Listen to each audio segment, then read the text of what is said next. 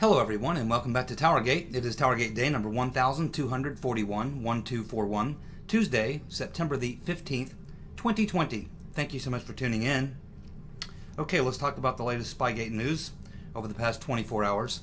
No major bombshells, but definitely a few things worth talking about. And again, I'm still playing catch-up ball from vacation. So most of these things are things that occurred while I was on vacation. So let's go ahead and talk about the one thing I didn't talk about yesterday, which is kind of on the front burner right now for a lot of people, and that is of course, the discovery by Judicial Watch as a result of a FOIA request that the Mueller team wiped anywhere, depending on who you listen to, anywhere from 15 to 30 some odd phones that they used during the investigation. And so these documents that Judicial Watch receives are documents that are showing these DOJ attorneys and investigators who worked on Huckleberry Horowitz, the Inspector General Huckleberry Horowitz, worked on his investigation.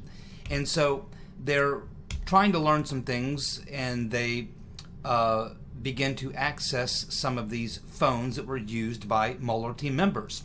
And they go into these phones and they find that the data's been wiped or the phones are locked. And so they make a few phone calls. It's like they start calling people. Hey, I've got this phone, Lisa Page's phone. It appears to have all the data wiped from it. You know what's going on with that? And it's every phone practically that they get their hands on is either locked, data's wiped, or what have you. So what happens is Horowitz, of course, doesn't say anything about that in the Horowitz report. Huckleberry Horowitz completely leaves out the fact that his investigators were not able to get a lot of information they wanted because the data on the phones that they had retrieved from the Mueller team had been wiped. But nothing about that in the Mueller report, or in the, the Inspector General Huckleberry Horowitz report. All the phones from, I shouldn't say all the phones, but most of the phones, as far as we know, from the key players and the Mueller investigative team wiped their phones. Not just one phone, but in several cases, guys who had 2 or 3 phones, like Weissman, wiped them all. Just an accident. And that's the story. It was all an accident. Well, of course, no one believes that. You know, that's impossible. That 70, 80%, however percent it was, it's a high percentage of the people who worked on the Mueller investigation, that they would all accidentally wipe the data off their phones. No one believes that, okay? Now, here is the problem with that. These phones that are issued to these people in the government are government phones, bought and paid for by the taxpayer, for very good reason, because the work that these people are doing is government work. Therefore, it falls under the FOIA. It's the idea that these are government employees using government phones doing government work, so that we can always go back if we need to and do a review, if needed, of what they did. Which is exactly why they wiped the phones, because they didn't want us to know what they did. So those phones are the property of the U.S. taxpayer. The information on them are the property of the U.S. taxpayer. They do not have the legal right to wipe those phones.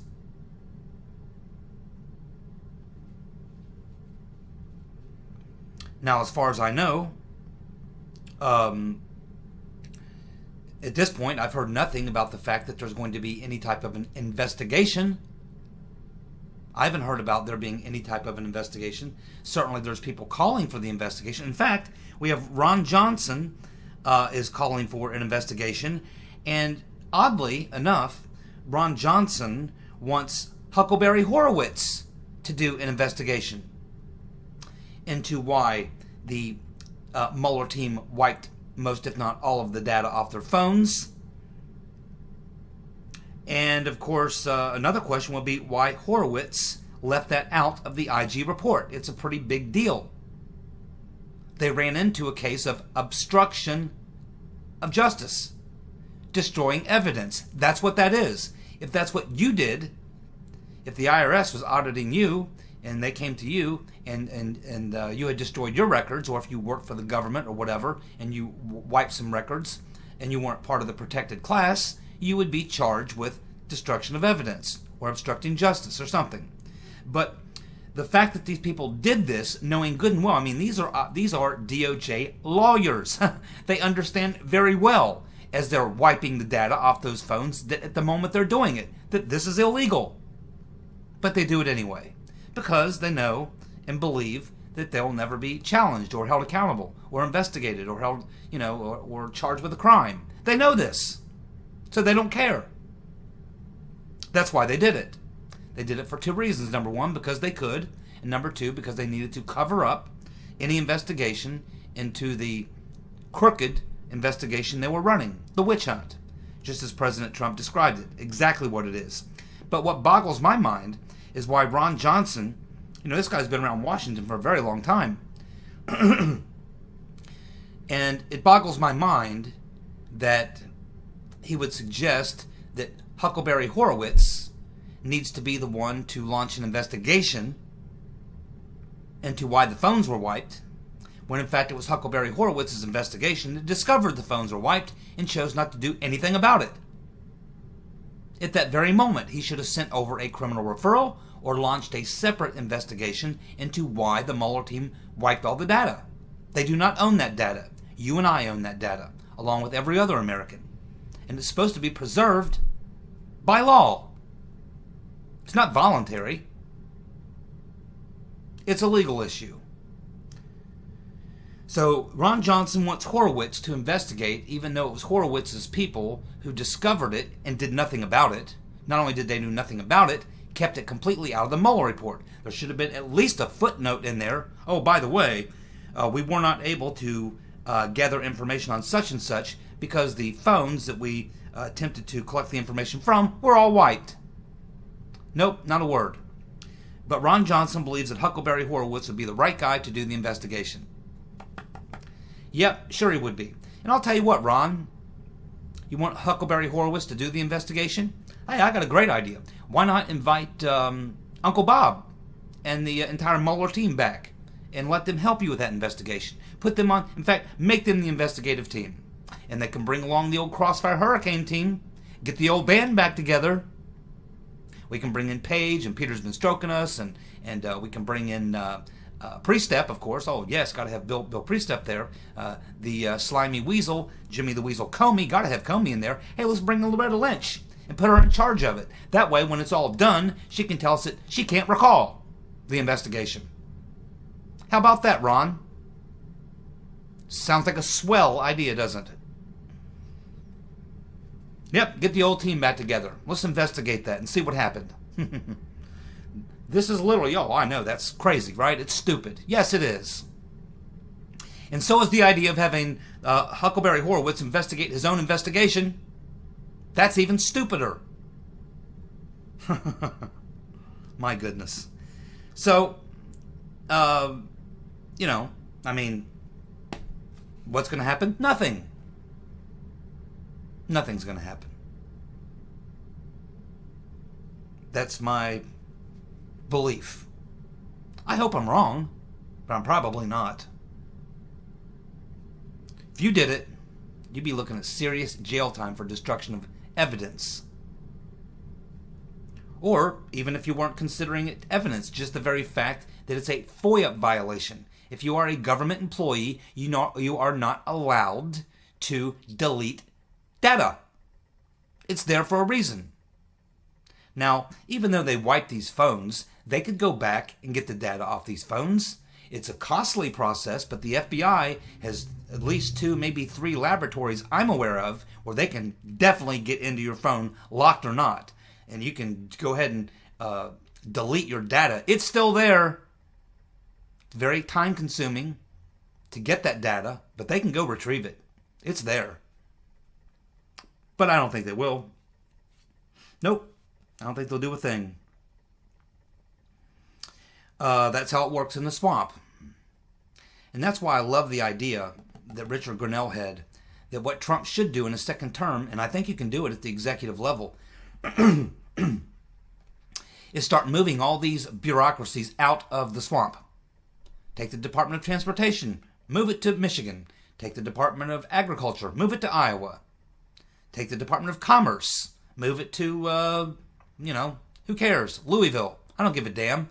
Just get it out of the swamp. That way, the people who go to work for these agencies will be the locals who come from those areas. So you break down and get rid of this cesspool of corruption and filth that is the District of Criminals, where they all congregate because the water's damn warm there. Feels mighty good. I mean, if you're a criminal, where do you want to be? Among the criminal element, where everything's comfy. Ron, you never cease to amaze me.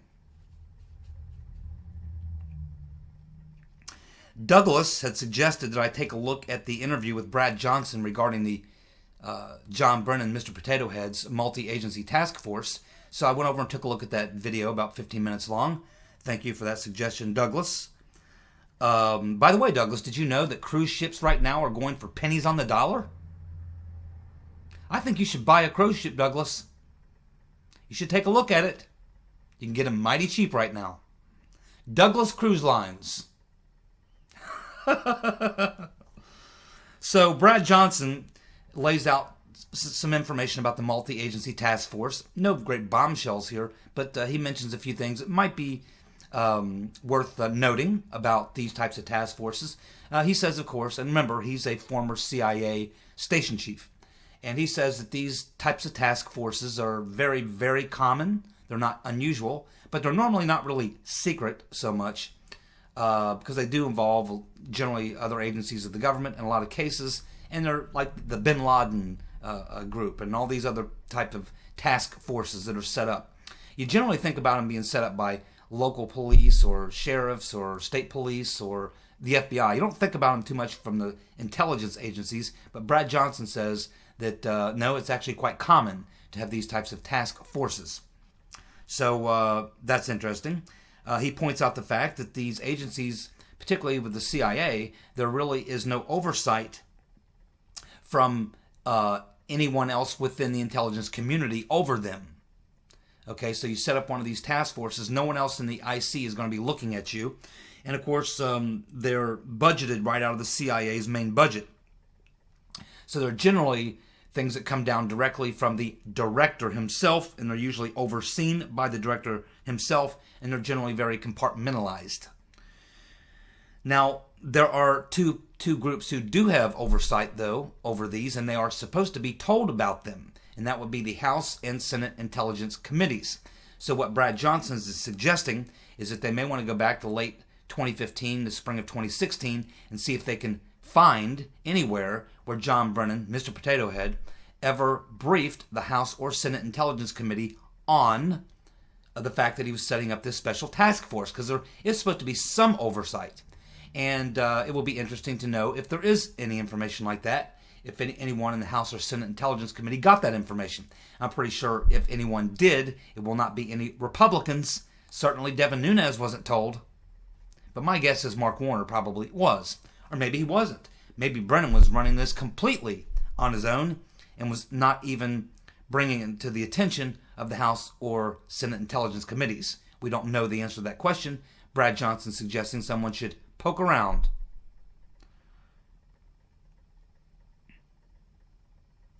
Of course, you know, Brad Johnson is one of those people, right along with Dan Bongino and various others, who believe that John Brennan, Mr. Potato Head, was the puppet master of the whole plot. And I think he was a major role player, but as you know, I believe that the Right Reverend Clinton was actually the puppet master. She got started way earlier than even he did.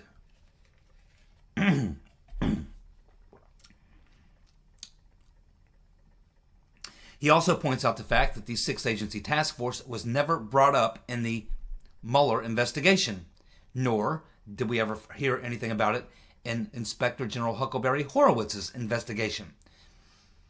Now, Huckleberry Horowitz was looking into the FBI and the DOJ, and he can only talk to current people or people who would retire who would agree to come and talk to him. He wasn't really looking at the IC stuff. But the Mueller investigation should have been looking at the IC stuff. particularly in that time period when a lot of things are going on in the early spring to the latter part of the summer of 2016. That's when all these contacts and setups are happening on Papadopoulos, on his boss, the guy he was working for, Sam, what's his name? And also on Carter Page, Michael Flynn, and others who probably we don't even know about. So, yeah, I mean, certainly it's hard to imagine that Uncle Bob the Executioner and his folks could have been looking into all these things, and especially with shady characters like Mifsud and Downer and Halper and all these people, and not ever question who they were actually working for. Of course, we know the answer to that question is because, they were part of the cover-up, part of the, remember, Uncle Bob the Executioner and the Mueller investigation was nothing more than simply an extension of the original Crossfire Hurricane investigation. It was a continuation of. The exact same people that were the Crossfire Hurricane team were simply, all they really did was switch out the heads. They got, Comey was fired, so they brought in Mueller. Mueller simply replaced Comey. And the thing went on, just as it had been. That's really all that happened. All those same people who were working Crossfire Hurricane, the whole team became the Mueller team, along with these DOJ lawyers. So that's I think a given. Most people understand that at this point. Now, he brings up another interesting point in this interview, and he's talking about the fact that we learned that John Brennan had been questioned by Durham's investigators a couple of weeks ago. And, of course, Brennan came out afterwards, or his spokesman came out afterwards and said that Brennan was told he was not a target of the investigation or subject of the investigation or whatever. Well, the FBI is allowed to lie to you. The cops are allowed to lie to you. And it's very likely they could have been lying to Brennan. Yeah, come on in, John. Sit down and talk to us. Just like you did to Michael Flynn. No, you can bring a lawyer if you want, but it's not necessary. You're not a target of our investigation. Yeah, just come in. We just want to verify some information with you. Yeah, and then Brennan comes in, as arrogant as he is. And what Brennan really wants to know, and the reason he probably did it, is not because he was interested in cooperating, but because he wanted to know what Durham knows. Now, if Durham's investigators are very good, they didn't give up any information about what they know, if they're very good. And we have to assume that they probably are. So it could very well be that they just set a trap for Johnny B. So they might have called him in and said, yeah, you're not a target of the investigation. That's fine. Come on in and talk to us. We'll just sort of have a little chit-chat. You can verify some things for us. You're not a target at all. And that gets Brennan to come in. Now, it doesn't mean that but even if Brennan was not a target when he walked in the door, doesn't mean that he wasn't a target when he walked out. Because he may have come in and said something incriminating. He may have come in and lied. He may have come in and said something was completely false or what have you. Or some fact that they wanted to verify that he withheld from them or something like that. So, yeah, it's possible that at the time that he interviewed with them, maybe they said, yeah, you're not a target. But it's very likely that after he walked out the door, he was. Because we can almost be certain that he lied, because I'm pretty sure he didn't go in there and spill his guts, right?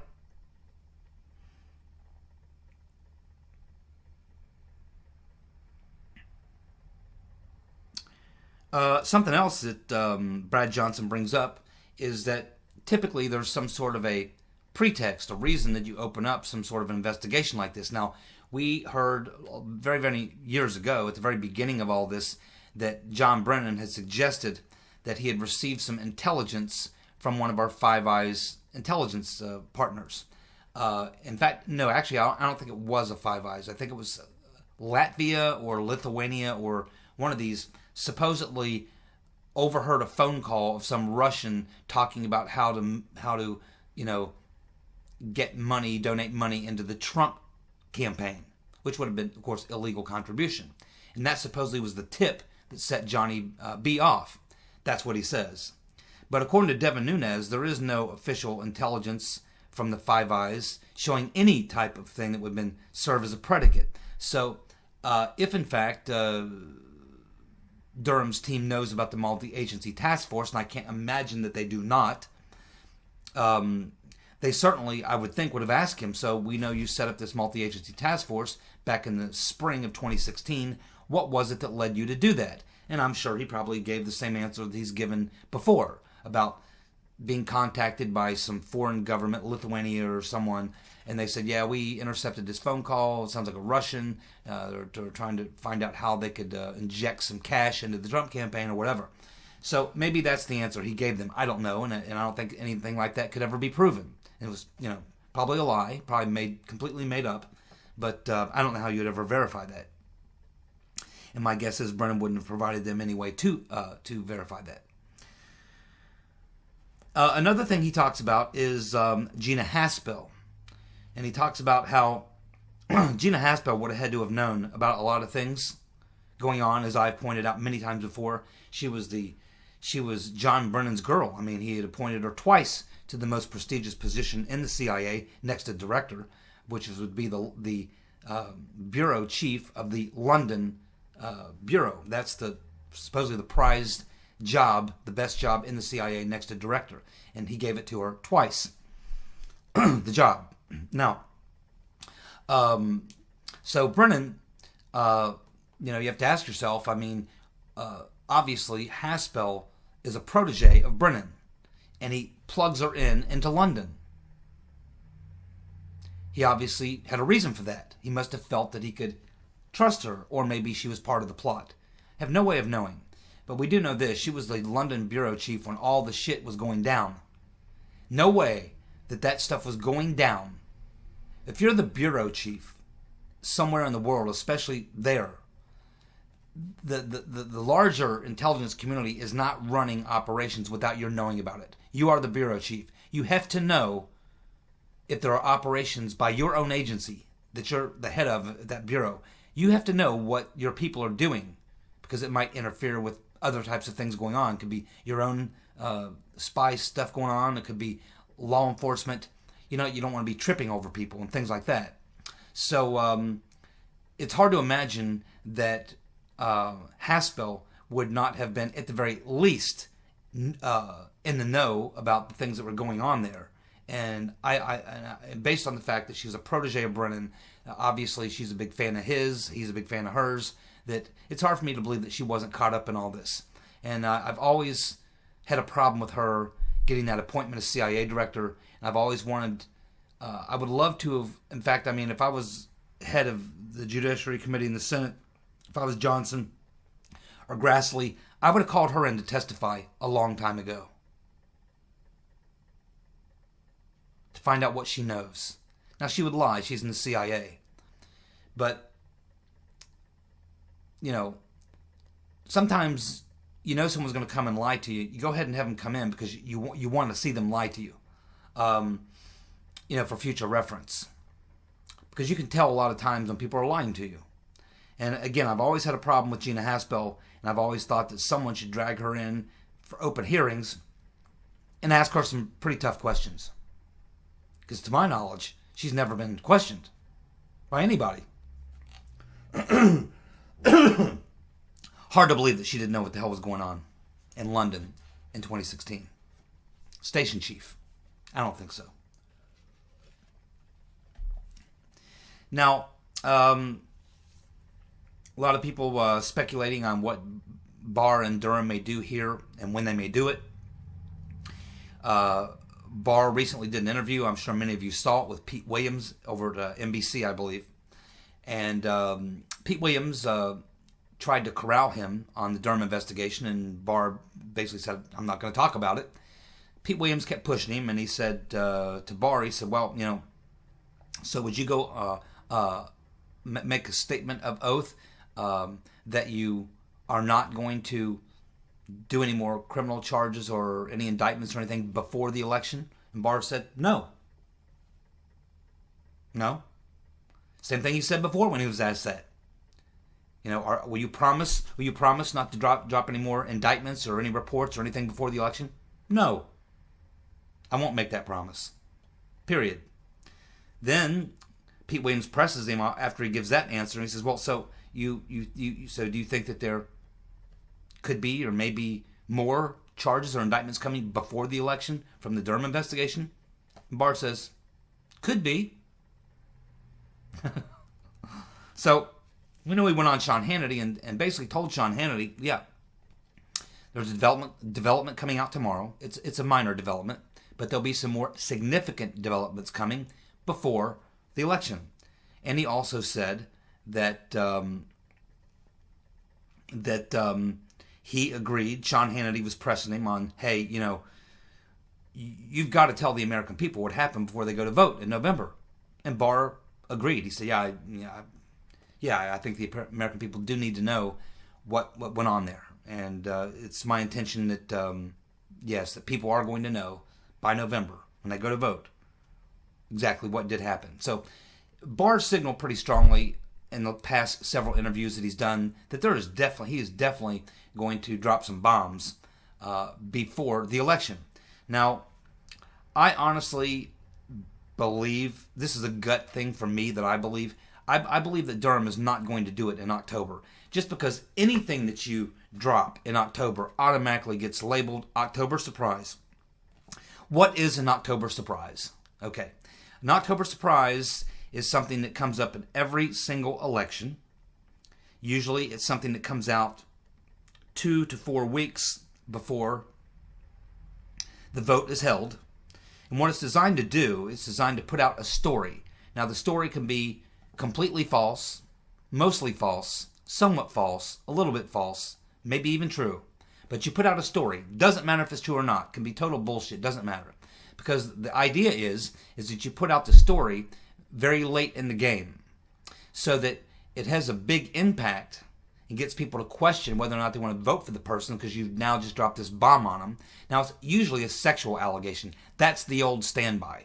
Nearly every election, you just know that one of the two candidates or both are going to have some sexual allegation dropped on them 2 or 3 weeks before the election in October, the October surprise.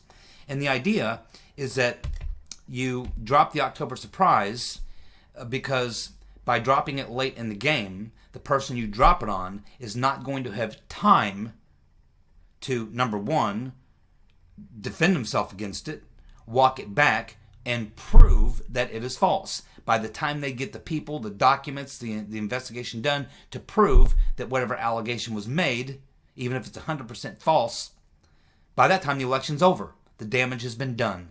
And this has been used successfully over and over again, not just in the United States, but all over the world for all of human history. It's, since there have been, anywhere that there's been an election in the course of human history, there's been some type of October surprise. And that's why they rattle people so much. Because by the time it hits you, you don't have time to clear the air. And it's not like after the election's over that they ever go back and undo the election. Never happens. Even if they come out and say, yep, that was bullshit. That was a totally false allegation, and you've proven that. Congratulations. However, the election stands. Okay, they will not overturn the election just because you got taken out by an October surprise, even if it was 100% false and you proved it. Okay, so I think with Barr, he doesn't want to come out with indictments or a report or something in the month of October when it's automatically what's going to happen if he does automatically. The lying jackal media is going to come out and say, oh, that's Trump's October surprise brought to you by Barr. And we know these October surprises are always bullshit or whatever. So I don't think Barr wants anything he's about to drop regarding Spygate, a report, indictments, or whatever to come in the month of October. It just, anything that's dropped in the month of October automatically makes everyone very suspicious. Because everyone knows about the October surprise. So anytime, I know for me, I can't speak for everybody, but anytime anything is dropped in October, because you're going to see all kinds of things dropped in October. Always happens. Anytime something is dropped in October, I'm very, very, very skeptical, to believe it. I got to see some really good evidence before I believe it. I just assume that 100% of the things that are dropped in the month of October are October surprise material. And you have to show me some really good evidence to prove it's true. And I think a lot of people are like that. They know in October. So I don't think that Barr wants to have anything he's going to do in October anything he's going to do to come out in October, because I don't think he wants it to be. It will be so easy for the deep staters and the media and the Democrats to say, "Oh, it's just an October surprise." So I think Barr wants to avoid the stigma of the October surprise and what he's going to do. However, it is my gut instinct, based on what Barr has said, now on multiple interviews. He's had the opportunity now to walk it back. He's not doing it. He's not walking it back. He's sticking right with it. And it's my gut feeling that Barr and Durham do understand that the American people have to know basically what happened in 2016. And I think that there needs to be one of the key players needs to be indicted. Whether it's McCabe or Comey or Brennan or Strzok, one of those top tier people need to be indicted before the election. And I think that what we're hearing is that there may be some sort of an interim report. In other words, Durham's investigation is not going to be concluded. And I think that's what Barr and Durham are struggling with. I don't think they like the idea of interim reports. Generally, they wouldn't do it. But this is a special circumstance, because there's information that people need to have before they vote again in 2020. They need to have. But if they wait for the investigation, the election will be over. So I think that Barr and Durham are probably struggling with exactly how to do this. It is a tricky business, what we're talking about here. But I think they'll find a way to do it, and I think it will be some sort of an interim report. And I believe it's going to happen before October. In other words, sometime in the next 2 weeks. Now, we had Lindsey Graham go on Fox News this past Thursday, went on Fox News, and Sean Hannity was talking about how angry he was about these phones, DOJ phones being wiped. And Lindsey Graham said, "I'll tell you what, you think you're angry now? Let me tell you what, in about 10 to 12 days, you're going to be really angry. Really angry." So I made a little note on my calendar, and 10 days from when Lindsey Graham said that is going to be somewhere between the he said 10 to 12 days, so that would put it somewhere between the 22nd and the 24th of September. Now, this could be something that Lindsey Graham has learned from things that he's learned from witnesses that have been interviewed in this investigation he's doing. It could be that he's got a heads up from Ron Johnson, that Ron Johnson is also going to be putting out an interim report on Biden-Ukraine stuff. And of course, that's public. Biden's already had Ron Johnson already had a little mini press conference and said, "Yeah, I'm not totally done with my investigation, but I'm going to put out an interim report here in about the next 2 or 3 weeks. And it's going to be about what we've learned so far about the investigation of Hunter Biden and Burisma and all these other things." So that could be what Lindsey Graham is talking about, but I think not. I think he's talking about Spygate. We also had Daniel Chayton, who, of course, been following the Spygate story for a long time, a writer over to Washington Examiner, and he also says that he believes that Barr is going to do something very, very soon, before October. And then, of course, we have this Fox News reporter, this Kevin Corke, who said that his sources in the DOJ, who he says are very solid, are telling him that something is going down very soon. So, yeah, I think that's probably true. My gut's telling me the same thing, that Barr is definitely going to do something, and I think it's going to happen before October. I think it will probably be some sort of an interim report to let us know what happened, and I think there very well could be at least one more, maybe 2 more indictments before then, and I think it could be one of the top tier people. But I think at the very least we're going to get some sort of an interim report. That's what my gut's telling me. So we will continue to follow this. That would be, of course, sometime in the next 2 weeks. So I think at this point it's day by day, and we'll continue to watch, because I think we are definitely going to see something happen in the next 2 weeks. If it doesn't happen by October the 1st, I think that Barr will sit on it until after the election. But my gut is telling me it's coming, and I think I'm about 95% sure. I would say I'm 95% sure that before October 1st, something's going to drop. I just don't know what. Thank you for tuning in. I'll be back when there's more news, hopefully tomorrow.